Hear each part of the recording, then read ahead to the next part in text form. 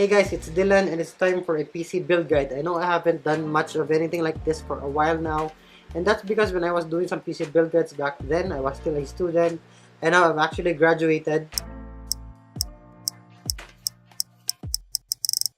And now I have a routine schedule where I have the weekends off so I can make videos by then, unlike when I was still a student where my weekends consisted of hard coding and some stuff I need to do for my thesis. And now that that's out of the way, let's proceed to the build guide.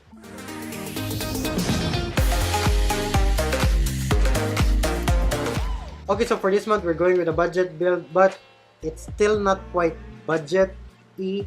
That's because the GPU prices and the RAM prices are just so crazy right now. The prices are still stupid high, but yeah, you can't really game without a video card. You can with an APU, but I'd rather game with a video card. Now that I've actually done my rambling, it's time to start with the video. So for the CPU, you have the Intel Pentium G4560. This is quite a good processor. It's part of their Pentium lineup. It's a dual-core processor. I know it's optimal for a 4-core, but again, this is a budget build. It runs at 3.5 GHz. It's dual-core again, but yeah, this thing does the job. There's not really much to say. It works, and you can find this for 3,500 pesos, but at DynaQuest PC you can actually buy this for 2,990, which is 2,990 if you bundle it with a motherboard. And no, this is by no way sponsored by DynaQuest PC. I was just surfing around online and they have the cheapest prices for all the components that I've found, so everything here is found at DynaQuest PC, but this is not sponsored by them. So yeah, you have the Intel Pentium G4560. It costs around 2,990 if you bundle it with the motherboard. So for the motherboard, I've actually chosen the Gigabyte GA B250M. It's a basic bare bones motherboard. It gives you all that you need. It has 2 DIMM slots and a port for the VGA, the PCI Express. It's really a bare bones motherboard, but for this budget build, this will suffice. So it's socket LG1151, and when you want to upgrade to a Core i3 or Core i5 down the board without changing motherboard, then yeah, you can actually do that. So for the RAM, the prices are quite expensive right now. So I actually just chose the Kingston Value RAM, which retails for around 2,100 pesos. And I know it doesn't look great because it has this green circuit board around it, just like no coverings at all, any design. But it works. I'm using this kind of RAM on my system and I haven't had any problems with it so far. But if you do have the extra money, I recommend that you buy 2 of these ones, so you have 8 gigs of RAM. For now, it's a budget build, so I'm going with 4 gigs. And down the road, if you have some spare money to buy, then yeah. So for the hard drive, you have a Western Digital 1TB. It's just a mechanical traditional drive. It's not an SSD. SSD is out of the budget right now. And it's actually decently priced at around 2,200. And yeah, don't get the 500 gig. The price difference, it's negligible. And it's better that you buy the 1TB directly. But if you do have the money, I recommend getting an SSD, which is the SanDisk SSD Plus. This is a budget SSD, but it works great. This will serve as your boot drive.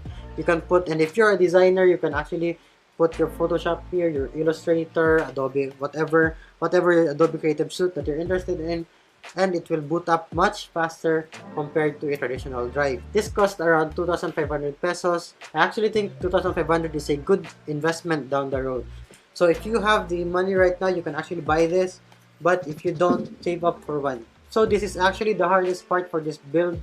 Well, actually not the hardest, it's just the most expensive. So for the GPU, I've chose the GTX 1050 Storm X. This video card is actually quite okay for gaming. This is a budget video card. For most AAA titles, you can actually play medium settings or a mix of medium high or low medium depending on what game. For MOBA, this is great. You can actually run everything on high on MOBA games just like Dota 2, League of Legends. Anyway, for MOBA games, this is quite good.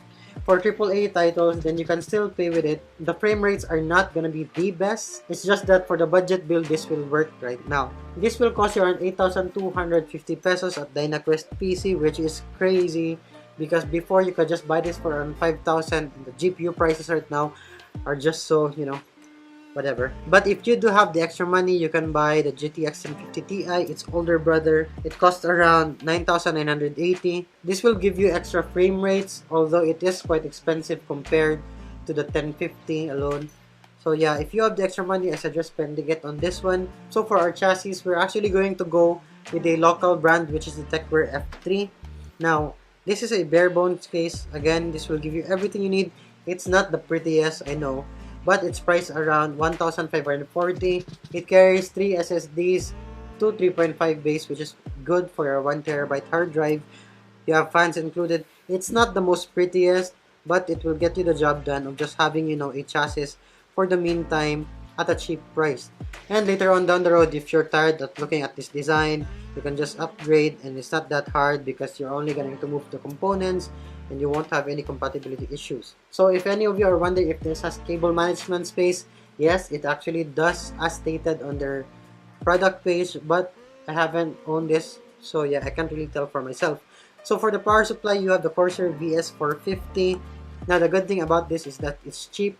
I know it's just 80 plus white certified, it's not 80 plus bronze, silver, or whatever higher tier there is. But our components fit perfectly for this power supply because they're all low power consuming. They don't really require much power. And I guess that's basically it for this build. And this will total you at 2,720. And please do take note that the prices may vary when you purchase from other stores, and this is just a guideline on the range of prices that you have to set aside if you plan on building a computer. So I guess that's it for the PC build guide of this month.